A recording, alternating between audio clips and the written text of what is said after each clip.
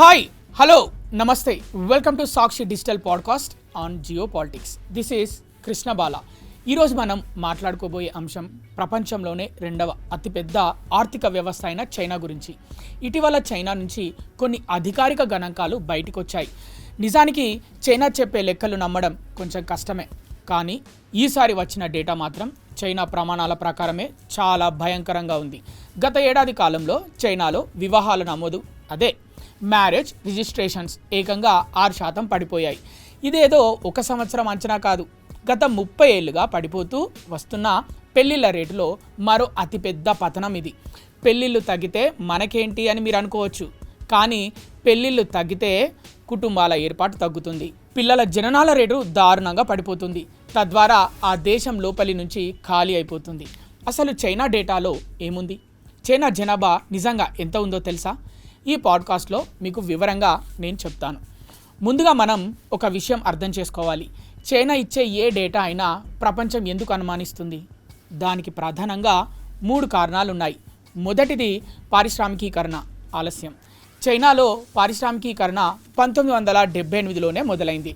కంప్యూటరీకరణ గత 20 ఏళ్లలోనే వచ్చింది. అంత పెద్ద దేశంలో కేంద్ర ప్రభుత్వానికి స్థానిక అధికారులకు మధ్య సమన్వయం లేక లెక్కలు సరిగ్గా ఉండవు. ఇక రెండోది టార్గెట్లు ప్లస్ టార్చర్. చైనా కమ్యూనిస్టు ప్రభుత్వం స్థానిక అధికారులకు కొన్ని టార్గెట్లు ఇస్తుంది. ఉద్యోగాలు పోకుండా ఉండడానికి అధికారులు లేని లెక్కలను ఉన్నట్లుగా చూపిస్తారు. ఇక మూడోది భయం.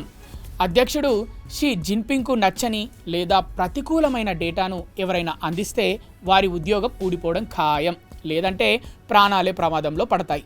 అందుకే డేటా సేకరించే అధికారులు నిజమైన వివరాలు సేకరించడమే ఆపేశారు. అందుకే ఆరోగ్యం, ఆర్థికం, బాండ్లు ఇలాంటి విషయాల్లో చైనా డేటా అంతా తప్పుల తడకగా ఉంటుందనేది బహిరంగ రహస్యం.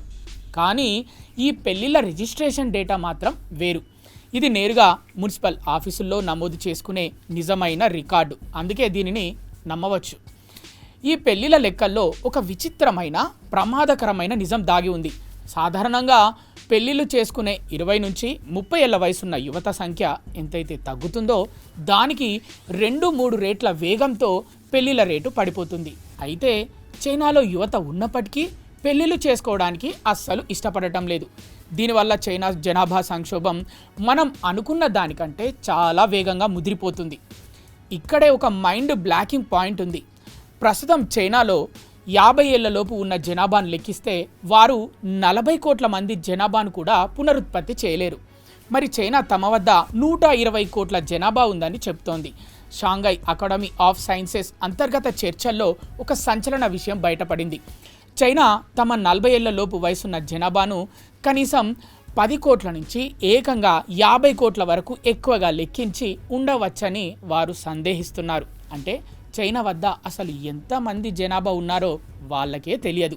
నిజం తెలుసుకోవడానికి సర్వేలు చేద్దామంటే నిజమైన లెక్కలు బయటపడితే ఏమవుతుందోనన్న భయంతో అధికారులు సర్వేల జోలికి వెళ్ళాలంటేనే భయపడుతున్నారు. మరి దీని ప్రభావం ఎలా ఉండబోతుంది? ఈ సంక్షోభం నుంచి చైనా మళ్ళీ కోలుకోవడం అనేది ఇక దాదాపు అసాధ్యం. ఎందుకంటే పెళ్ళిళ్ళు లేవు, పిల్లలు పుట్టరు, ఇప్పటికే సరిపడా యువత లేరు, ఇక భవిష్యత్తులో పెళ్లిళ్ళు చేసుకునే అవకాశమే లేదు. చైనాలో యువత తగ్గిపోయి వృద్ధుల జనాభా విపరీతంగా పెరిగిపోతుంది. ఒక దేశంలో పనిచేసే యువత తగ్గిపోతే ఫ్యాక్టరీలు మూతపడతాయి, ఉత్పత్తి పడిపోతుంది, ఆర్థిక వ్యవస్థ కుప్ప కూలుతుంది. ఇది రాబోయే 10 ఏళ్లలో జరుగుతుందా లేక మరో 20 ఏళ్లలో జరుగుతుందా అనేది పక్కన పెడితే చైనా ఈ జనాభా సంక్షోభం నుంచి తప్పించుకోవడం మాత్రం అస్సలు కుదరదు. సో ఫైనల్గా చూస్తే ప్రపంచాన్ని ఏలాలని చూస్తున్న ఒక మహా సామ్రాజ్యం లోపల జనాభా లేక ఖాళీ అయిపోతుంది. సైనిక బలం, ఆర్థిక బలం ఎంత ఉన్నా సమాజాన్ని ముందుకు నడిపించే మనుషులు లేకపోతే ఏ దేశమైనా పేక మెడలా కూలిపోవాల్సిందే. ఇది ఇవాల్టి జియో పాలిటిక్స్ పాడ్కాస్ట్.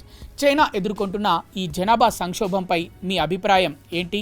చైనా తన లెక్కింపుల్లో నిజంగానే 50 కోట్ల మందిని ఎక్కువగా చూపించి ఉంటుందంటారా?